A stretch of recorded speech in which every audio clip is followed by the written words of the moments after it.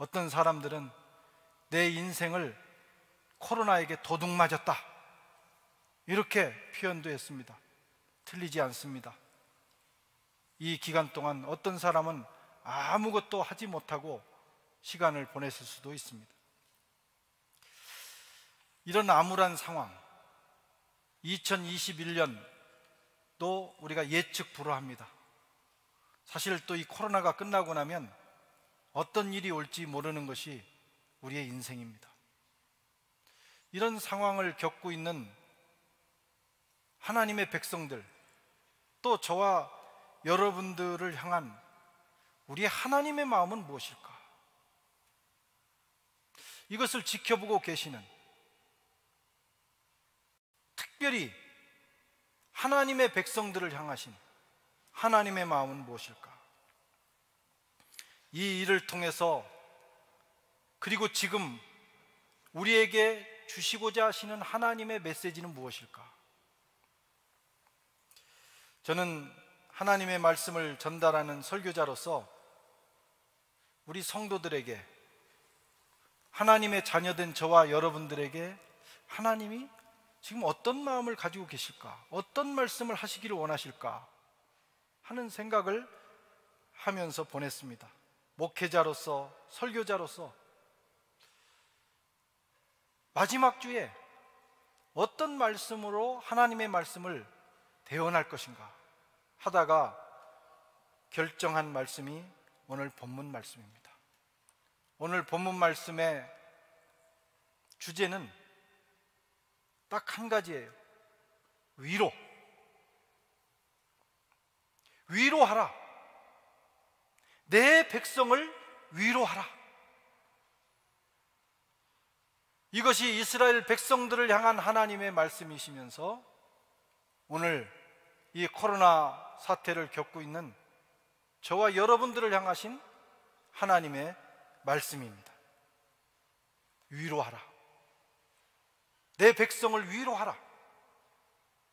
하나님께서 저와 여러분들을 이 시간 위로하기를 원하십니다. 이스라엘 백성들이 처해 있던 상황은 어떤 상황이었습니까? 북왕국 이스라엘이 이제 멸망당해가는 그런 시기였습니다. 아수르에 의해서, 아수르는 굉장한 강국이면서 피지배 국가를 잔혹하게 다뤘던 그런 정복 국가였습니다. 그들에 의해서 북왕국 이스라엘이 짓밟히게 됩니다. 북왕국의 오므리 왕조의 두 번째 왕이었던 아합과 그의 아내 이세벨이 북왕국을 완전히 바알과 아세라의 우상숭배로 더럽혔습니다. 국교로 만들었어요. 그 종교를 개인적으로 부분적으로 섬기는 것이 아니라 북왕국 이스라엘의 국교로 만들면서 이스라엘, 북왕국 이스라엘 온 땅을 우상숭배지로 만들었습니다. 바알과 아세라는 풍요와 다산의 신입니다. 가나안 땅에 사는 북왕국 이스라엘 백성들에게 풍요와 다산, 이 세상에서 누구나 꿈꾸는 축복이죠. 수천 년 전만이 아니라 지금 이 세상을 살아가는 지금 저와 여러분들도 누구나 풍요와 다산, 자녀가 잘 되고, 그렇죠? 이 땅에서 부유하게 사는 것을 꿈꿉니다. 이스라엘 백성들은 그것이 바알과 아세라가 준다고 믿었습니다. 아합과 이세벨의 수작이었어요. 이세벨이 그 종교를 자기 모국에서 가져와서 북왕국을 더럽힌 것입니다. 하나님이 이스라엘을 택하실 때는 열국의 제사장 나라로서 하나님을 어떻게 섬기는가? 하나님의 사람들이, 피조물들이 하나님을 어떻게 섬길 것인가? 또 열국을 위해서 기도하고 그들을 품고 하나님 앞에 나갈 수 있도록 제사장 나라로 불러주셨는데, 그들은 풍요와 다산을 꿈꾸며 사명을 저버렸습니다. 그 결과 주전 722년에 아수르의 살마네셀 5세가 와서 북왕국을 초토화시켜 버렸어요. 그렇게 북왕국은 끝났습니다. 호세아 왕 때입니다. 우상숭배와 사람이 우상숭배에 빠지고 사명을 저버리면 개인이나 인생이나 사회나 결국은 마지막은 이렇게 되는 거예요. 우리가 명심해야 됩니다. 풍요와 타산, 자녀의 복, 이 땅에서의 물질의 복도 하나님이 주시는 거예요. 바알과 아세라가 주는 것이 아닙니다. 그런데 하나님은 어떤 이에게 주시느냐? 사명을 감당하는 이에게. 너희가 먼저 그의 나라와 의를 구하라. 그러면 내가 이 모든 것을 더하시리라. 사명 감당하는 자에게 하나님이 보너스로 주시는 겁니다. 그것이 인생의 목적이 아닙니다. 그런데 북왕국 이스라엘은 그러다가 쫄딱 망해버렸어요. 이것은 오늘날 우리에게도 진리예요. 우리가 그의 나라와 의를 구하며 하나님이 내게 주신 사명에 충실하면 하나님이 우리 인생도 책임져 주시고 우리 자손들도 책임져 주시는 거예요. 그리고 그것은 하나님이 하시는 일입니다. 바알과 아세라가 주는 것이 아니라, 이런 말씀이에요. 우리가 정신을 바짝 차려야 됩니다. 돈 쫓아가고 이 세상의 풍요를 쫓아가다가는, 그래서 하나님까지 저버리다가는 나중에 가면 쫄딱 망한다 이거예요. 그것이 성경이 우리에게 주는 교훈이에요. 그런데 이 북왕국 이스라엘은 그렇게 살았어요. 남왕국 유다는 어떻게 되었습니까? 130년 더 유지가 됐지만 이 나라도 신흥 바벨론에 의해서 초토화가 됩니다. 3번의 침공을 받고 완전히 무너져 버려요. 멸망한 이유가 뭡니까? 북왕국 이스라엘과 똑같았어요. 하나님의 율법을 버리고 바알과 아세라를 섬기고 사명을 저버렸어요. 남왕국 유다는 북왕국에 비해서 비교적 선한 왕들이 꽤 많이 나왔습니다. 비교적 괜찮은 나라였어요. 그런데 북왕국을 멸망시킨 아합의 딸 아달랴가 남왕국 여호람 왕에게 시집을 오면서 바알과 아세라를 가져와 버렸어요. 그래서 그때부터 남왕국도 그 바이러스, 풍요와 타산의 신, 하나님이 주시는 것이 아니라 바알과 아세라가 준다, 그들은 그렇게 믿고 바알과 아세라를 섬기기 시작했습니다. 이 바알과 아세라의 영적 바이러스는 거침없이 퍼졌어요. 그 후에 히스기야라든가 요시야라든가 선한 왕들이 나타나서 종교개혁을 했어요. 이러면 망한다. 그 영적으로 깨닫고 하나님 앞에 바로 서려고 두 왕이 부단히 노력을 했는데 너무 나갔어요. 그 역사의 방향을 돌이키고 수레바퀴를 멈추게 하기에는 너무 나가버린 거예요. 결국은 남왕국 유다도 멸망을 당합니다. 북왕국과 같은 이유로. 오늘 본문의 이사야 선지자는 유다왕 우시야, 요담, 아하스, 히스기야 시대에 활동했던 선지자인데, 특별히 히스기야 시대, 북왕국이 딱 멸망할 때 남왕국의 왕은 히스기야였어요. 북왕국이 초토화되고 있는 사실을 이 히스기야가 보고 있어요. 북왕국이 완전히 박살났구나.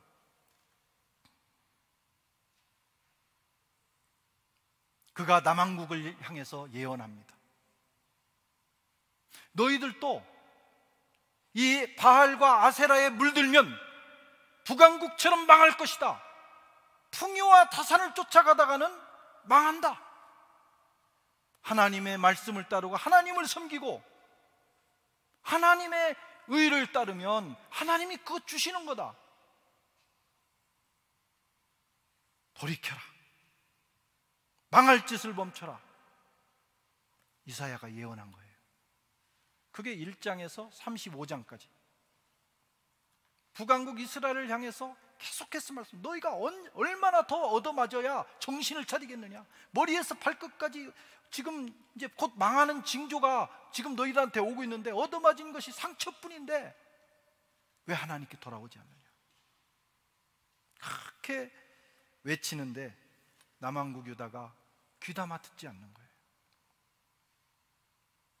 북왕국이 멸망당하는 것을 보면서도 역사적 교훈을 가슴에 새기지 않는 거예요. 아이고, 저건 남의 일이고, 저건 선지자가 하는 소리고, 저건 목사니까 하는 소리고, 그렇게 생각을 한 거예요. 그게 자기 일이 될 줄은 생각하지 못한 겁니다. 그러나 그날은 결국 왔습니다. 예언대로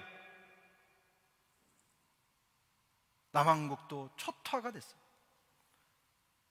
예루살렘은 무너지고 성전은 파괴되고 왕과 백성들은 포로가 되었습니다. 마지막 왕인 시드기야는 몰래 예루살렘 성을 빠져나가서 도망가다가 여리고에서 잡혔어요. 자기 눈앞에서 자기 아들들이 살해당했어요. 그리고 그 눈을 뺐어요. 그리고 끌려가서 그는 죽임을 당합니다. 얼마나 처참한 일이에요? 이스라엘 백성들이 포로가 돼서 가서 바벨론 땅에서 말이죠, 70년 동안 포로 생활을 했습니다. 북왕국 이스라엘은 완전히 사라져버리고 남왕국마저 이렇게 돼서 이제 나라가 없는 그런 상황이 됐어요. 코로나 정도가 아니겠죠. 정말 처참한 상황을 그들은 경험하고 있었어요. 왜 그랬습니까? 자초한 일입니다. 자초한 일. 자기들이 잘못한 거예요. 그런데 그들을 향한 하나님의 마음이 뭐냐 이거죠. 이렇게 자초해서 결국은 망해서 끌려간 초토화된 이스라엘 백성들을 향한 하나님의 마음이 무엇일까? 그 마음은 아버지의 마음입니다. 여전히 과거에도 사랑하셨지만 지금 멸망당한 지금도 하나님은 그 백성을 사랑하신다. 아버지의 마음. 아버지의 마음이 어떤 마음일까요? 말 안 듣더니 잘됐다, 확 망해버려라, 자업자득이다, 고소하다. 부모의 마음은 그렇지 않습니다. 비록 자식이 말 듣지 않고 잘못된 길로 가서 망한 길을 자초했다 할지라도 부모는 그렇게 생각하지 않아요. 통쾌해하지 않습니다. 벌을 받고 죽을 고생을 하더라도 그 자녀를 보는 부모의 마음은 안타까움입니다. 빨리 벗어나야 될 텐데, 빨리 그 대가를 치르고 빨리 빠져나와야 될 텐데, 잘 극복해야 될 텐데, 포기하지 말아야 될 텐데. 그것이 부모의 마음인데 이스라엘 백성들을 향하신 하나님의 마음이 그렇다라는 거예요. 고달픈 포로 생활을 하는 유다 백성들을 향한 하나님의 마음이 뭐냐? 그 부모의 마음입니다. 그것이 오늘 본문에 나오고 있어요. 사실 아직은 유다가 끌려간 건 아니에요. 지금 히스기야 시대니까 130년 후에 망하는 겁니다. 그걸 지금 이사야가 예언을 하면서 하나님께서 망하는 예언뿐만 아니라 회복의 예언도 함께 해주시는 거예요. 너희가 망할 짓을 해서 불가피하게 벌을 받지만 사실은 나는 너를 버리지 않는다. 너희들이 자초한 일이지만 나는 빠른 시일 안에, 최단시간에 너희를 회복시킬 것이다. 새로운 시대를 열어줄 것이다. 이것을 꼭 기억해야 된다. 아무리 힘들고 어려워도 기억해라. 그것이 하나님의 마음이에요. 죄를 지어서 자초해서 곧 망할 수밖에 없지만 하나님의 뜻, 그래서 그들에게 벌이 주어지지만 그러나 하나님은 그 백성을 버리지 않는다. 그것이 40장부터 66장까지 나오는데 이것을 회복의 메시지라고 합니다. 앞에 나온 심판과 너무 다른 메시지. 우리가 이사야서를 읽다 보면 막 앞에는 살벌해요. 막 너무너무 무서워. 하나님이 이러실 수 있는 건데 40장으로 딱 들어가면 갑자기 새벽에 동이 트는 것처럼 너무 밝아요. 그래서 40장부터 60장까지를 회복의 메시지, 이것을 제2 이사야, 너무 분위기가 다르니까 저자가 다를 것 같다 라고 해서 제2 이사야 또는 구약의 복음서라고도 합니다. 하나님의 마음을 기록한 거예요. 그 백성들을 향한 하나님의 마음, 그것은 사랑이었습니다. 때리시지만 싸매시는 하나님 아버지. 그래서 그 말씀대로 포로 70년이 딱 차자마자 조금도 연장하지 않고 너무나도 정확하게 그 백성을 회복시키시는 겁니다. 그것이 하나님의 마음이에요. 제2이사야의 시작을 하나님은 위로라는 단어로 시작을 합니다. 위로. 오늘 이 위로가 저와 여러분들에게 함께 하시기를 바랍니다. 1절 2절을 보면 너희 하나님이 이르시되 너희는 위로하라, 내 백성을 위로하라. 너희는 예루살렘의 마음에 닿도록 말하며 그것에 외치라. 그 노역의 때가 끝났고 그 죄악의 사함을 받았느니라.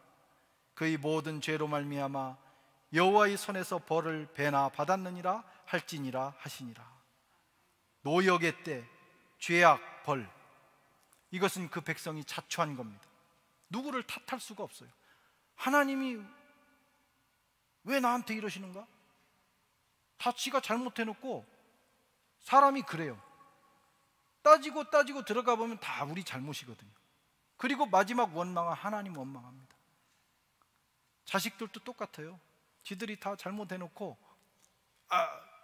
엄마 아빠가 이렇게 말하는 거예요. 철이 안 들어서 그런 거죠. 그러나 하나님은 최소한의 조치를 취하신 거예요. 그리고 망하게 할 마음은 없으신 거예요. 회복시켜서 사명 감당하는 최고의 민족으로 삼기를 원하신 겁니다. 그래서 그 시기가 끝나자마자 하나님이 회복시킨다는 메시지를 이렇게 주신 거예요. 너희는 위로하라, 내 백성을 위로하라. 이제는 끝났다. 이제는 노역의 때가 끝났다. 벌이 끝났다. 이것이 하나님의 본심입니다. 이 본심이 이해가 되십니까? 이것이 부모의 본심이에요. 이 본심이 이해되는 자녀는 철이 들은 자녀예요. 근데 이게 잘 이해가 안 되거든요. 그래서 어릴 때, 청소년기 이럴 때는 막 반항하고 원망하고 오해하고, 부모님이 사랑한다고 말해도요 그 말을 고지고대로 안 듣습니다. 그런데 이제 지도 시집 장가 가서 자식 낳고 자기하고 똑같은 놈 나와서 그거보다 조금 더하게 속썩이 그러면 그때 그 부모 마음이 그랬구나, 그걸 알게 되는 거예요. 사람이 참 하나님 마음 알기가 어려워. 왜 때리시냐고, 왜 이렇게 힘들게 하냐고, 그것만 생각하는 거예요. 그런데 하나님의 본심을 아는 사람은 우리는 하나님께 감사할 수가 있어요. 예레미야 선지자도 비슷한 이 내용을 또 예언을 합니다.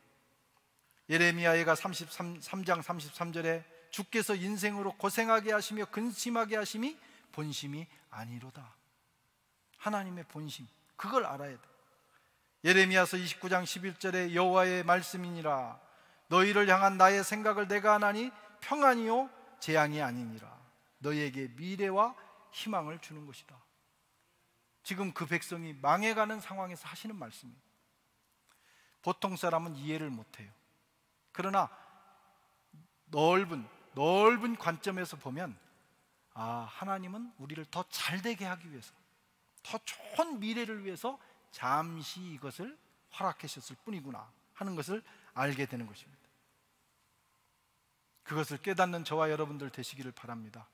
이 코로나 시대에는 누구나 힘들어요.